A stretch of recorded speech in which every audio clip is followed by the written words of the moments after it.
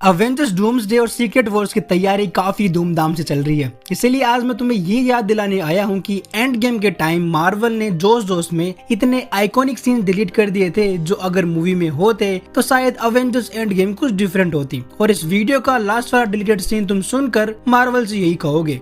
अभी मैं गाली नहीं दे सकता। नहीं, गाली नहीं देना। अब फैमिली देखती है, वरना मैं ऐसे गाली दूं, ऐसे गाली दूं ना, जिंदगी भर याद रखें ये बड़े। हल्की स्नैप के बाद जब थैनोस अवेंजर्स कंपाउंड को उड़ा देता है और वो बैठा बैठा इंतजार कर रहा होता है गॉन्टलेट के आने का, बट ओरिजिनल मूवी की आइडिया के अकॉर्डिंग जब ट्रिनिटी थैनोस के सामने जाती है तब थैनोस 2014 वाले कैप्टन अमेरिका का सर एंड गेम के कैप्टन अमेरिका के सामने फेंकता है। जो सीन काफी डार्क था, इसीलिए सीन को चेंज कर दिया गया और साथ ही ये थैनोस की आइडियोलॉजी को भी डिफरेंट करता है, क्योंकि थैनोस बिना किसी मतलब के किसी को नहीं मारता है, उसे बस एक यूनिवर्स के अंदर एक बैलेंस सेट करना था। Perfectly balanced, this whole thing should be. Captain America के सर की तरह ही एक और डार्क सीन था जो फाइनल ड्राफ्ट से हटा दिया गया। इस सीन के अकॉर्डिंग जब आयरन मैन स्नैप करता है जिससे कि उसकी आधी बॉडी जल जाती है, बट यहाँ पर आयरन मैन की आंख भी बाहर आने वाली थी जो स्नैप के ट्रू इफेक्ट को दिखाता, बट ये काफी डार्क हो जाता। और इस सीन से आयरन मैन का जो लास्ट मोमेंट था वो इतना इमोशनल नहीं बनता। फिर इस सीन से फैंस को घिन आती बजाय कि आयरन मैन के लिए सैड फील करने के।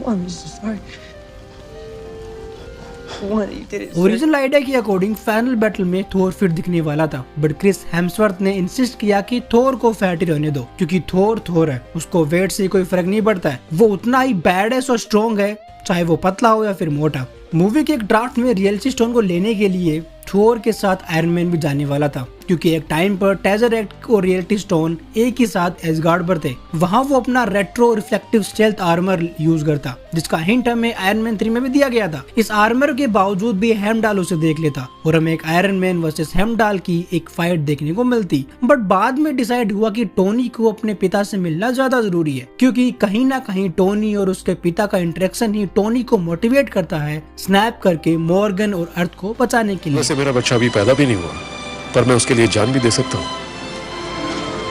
इसके अलावा एसगार्ड वाले सीन में थोर वर्सेस थोर भी देखने को मिलता। बाद में थोर वर्सेस थोर को ड्रॉप करके कैप वर्सेस कैप देखने को मिला और थोर को उसकी मदर से मिलने वाला सीन ऐड किया गया और मेरे अकॉर्डिंग थोर के लिए ज्यादा जरूरी था।